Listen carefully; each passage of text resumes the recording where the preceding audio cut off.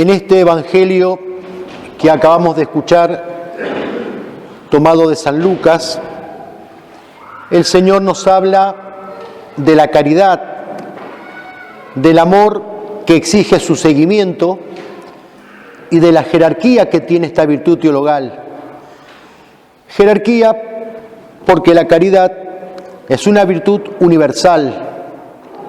Esto significa que abarca a todos, pero también es una virtud jerarquizada, porque si bien es cierto que debemos amar a todos, hay algunos que debemos amar más que a otros.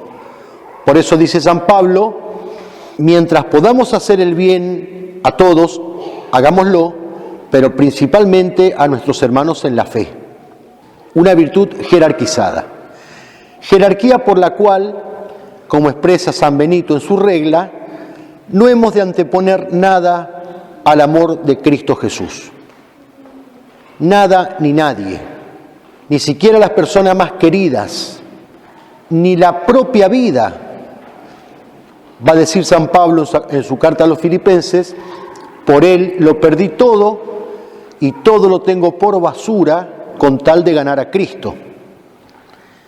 Jesús nos dice en el Evangelio de hoy, cualquiera que venga a mí y no me ame más que a su padre y a su madre, a su mujer y a sus hijos, no puede ser mi discípulo. Es taxativo, intransigente. ¿Cuántas veces escuchamos, hay que ser católicos pero moderados, no hay que ser fanáticos, no hay que ser extremistas, todas las exageraciones son malas, no conducen a buen puerto?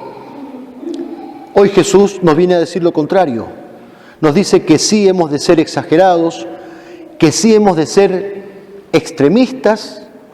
¿En qué sentido? En que debemos amarlo en extremo, porque Él fue el primero en amarnos hasta el extremo. No escatimó absolutamente nada de su amor, hasta la última gota de su sangre derramó en la cruz por cada uno de nosotros, pudiéndonos haber salvado con una simple sonrisita siendo bebé en Belén. Habiendo amado a los suyos que estaban en el mundo, dice San Juan, los amó hasta el extremo, los amó hasta el fin. El Señor exige de su discípulo un amor extremo, un amor incondicional, un amor que esté por encima de cualquier otro amor, por encima de los padres, por encima del esposo, la esposa, por encima de los hijos. Primero Él es el que exige la principalía del amor en esta jerarquía de la caridad. Pero ¿no es demasiado esto que nos pide el Señor? ¿Es posible? Por supuesto que es posible, si no, no lo hubiese pedido. Prueba de que es posible es el ejemplo de los santos, de miles de mártires que precisamente han optado por perder la vida antes que ofender a Dios. El ejemplo de los misioneros, que como dice San Pablo, se gastan y se desgastan por la salvación de las almas. Pierden la salud, muchos de ellos. Tenemos el ejemplo del padre Damián de Veuster, canonizado por el Papa Juan Pablo II, que va a misionar a la isla Molokai, un leprosario, y haciendo apostolado, no asistencialismo social ni proselitismo religioso.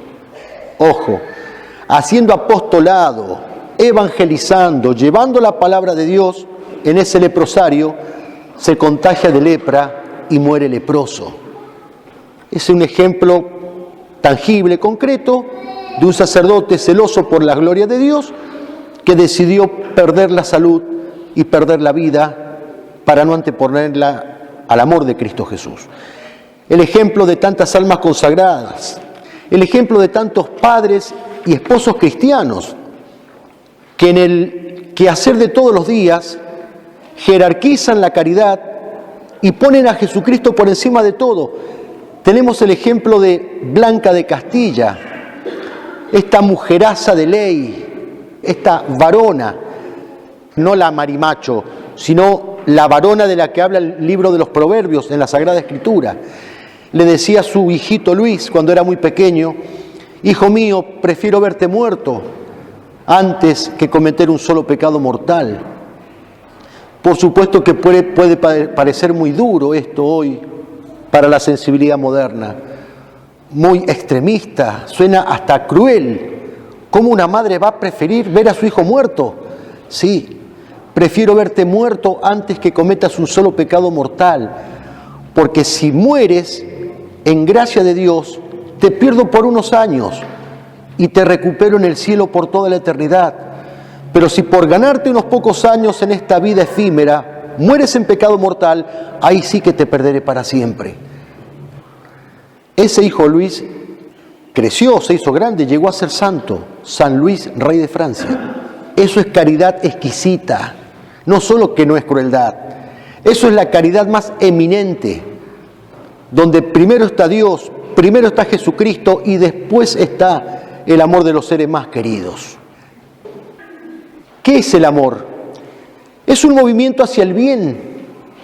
Ese movimiento hacia el bien tiene grados. En su grado más perfecto, reconoce a la misma bondad divina como el motivo supremo de ese impulso. Eso es la caridad. A diferencia del simple amor humano que nace de nuestro corazón, la verdadera caridad no nace de nuestro corazón.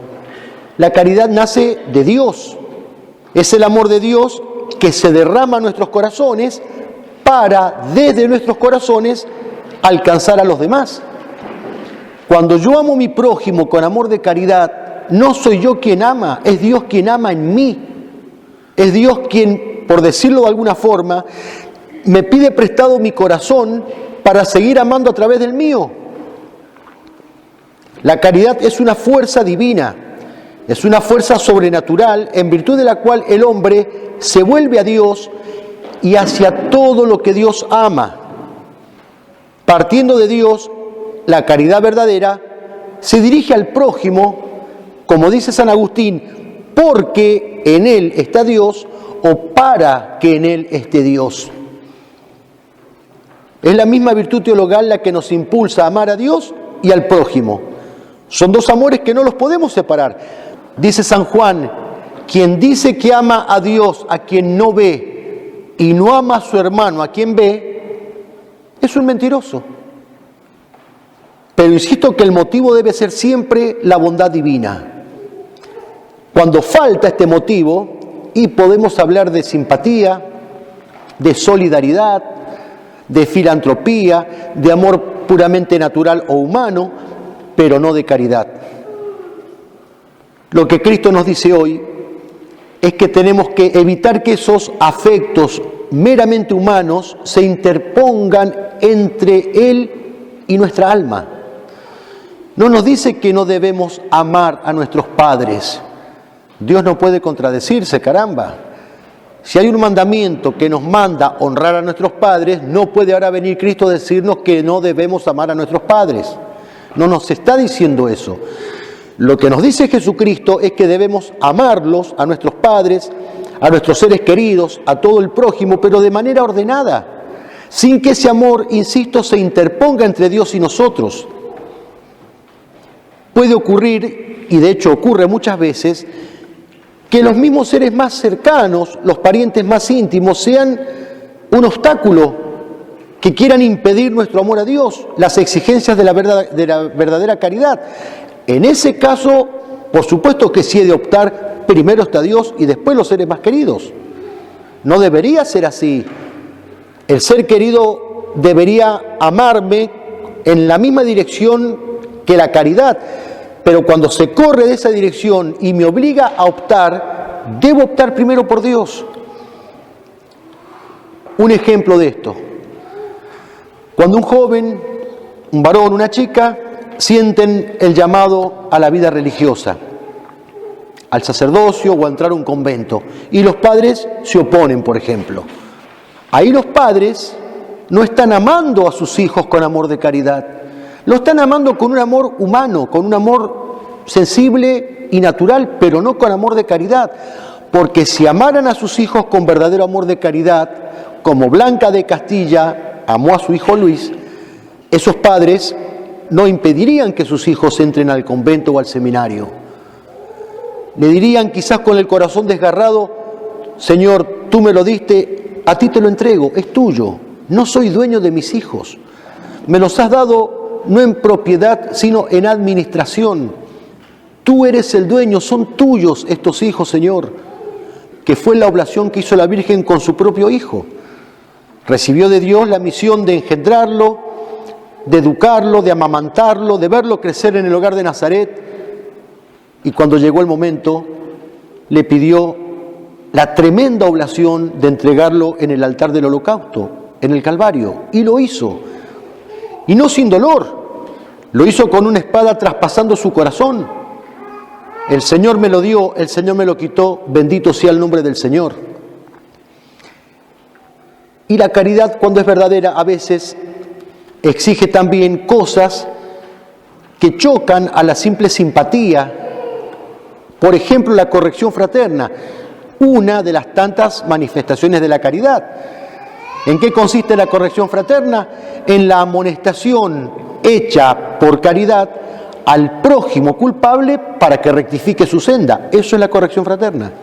A veces decimos, vemos que una persona amiga anda por malos pasos y decimos: no, pero yo no soy quien para decirle, no. ¿Cómo que no sos quién? ¿Sos bautizado? Sí. ¿Y esa persona es bautizada? Sí. Son hermanos en la fe. ¿Cómo no le vas a decir nada? Si ves que una familia va de vacaciones en un auto por camino de montaña y está a punto de precipitarse al abismo, y yo, pudiendo evitarlo, no lo hago, soy cómplice de esa catástrofe. Cuanto más cuando el prójimo va por camino de condenación, que lo va a precipitar en el abismo del infierno, y yo, pudiendo evitarlo, no lo hago, estoy cometiendo un pecado grave contra la caridad. Y por supuesto que a veces repugna la sensibilidad, a veces choca, y uno, por no perder una amistad, no, mejor no le digo nada. Uno tiene que estar dispuesto en caridad a hacerlo. Primero está el amor a Dios, y si lo amo a Dios de verdad, se va a manifestar en el amor al prójimo, aunque lo que yo le diga pueda por el momento hacerlo sentir mal. En estos casos la caridad se convierte en un verdadero amor crucificado, porque cuesta. El que no carga con su cruz y me sigue, no puede ser mi discípulo.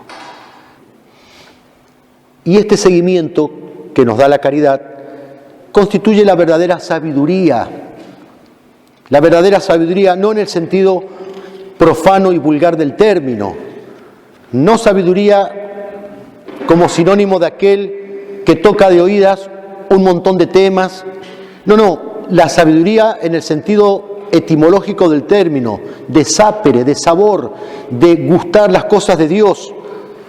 Es lo que hemos escuchado en la primera lectura precisamente del libro de la sabiduría, cuando dice: por la sabiduría fueron salvados. Es la verdadera prudencia.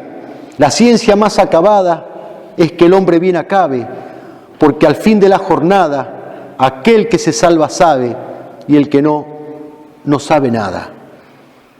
Esa es la sabiduría verdadera, esa es la genuina prudencia, que consiste en acertar en salvar el alma, a tal punto que Cristo la compara en el Evangelio de hoy con la construcción de una torre que debe ser evaluada previamente para no caer en el ridículo de no poderla terminar.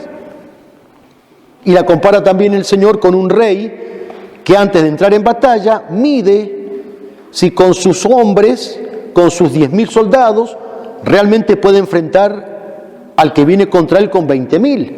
Eso es la sabiduría, eso es la prudencia. En eso consiste en salvar el alma. Y eso me lo da el amor a Dios, al seguimiento de Cristo sobre todas las cosas. Pensémoslo y pidámosle a la Virgen que nos ayude a llevarlo a la práctica, que nos enseñe a amarlo a Cristo. Se lo puede amar con amor afectivo y efectivo. Lo más importante es el amor efectivo. Es el amor que se manifiesta en lo concreto, en la práctica. El amor afectivo es un amor que puedo sentirlo. Bueno, si lo puedo amar al Señor con amor afectivo, bendito sea ese afecto, pero sobre todo con amor efectivo. El que me ama cumple mis mandamientos, dice el Señor. No, yo voy a misa cuando lo siento. Pues vamos a hablarle de sentimiento a Jesús, 3 horas clavado así en la cruz. Señor, ¿por qué estás así? Porque lo siento. No.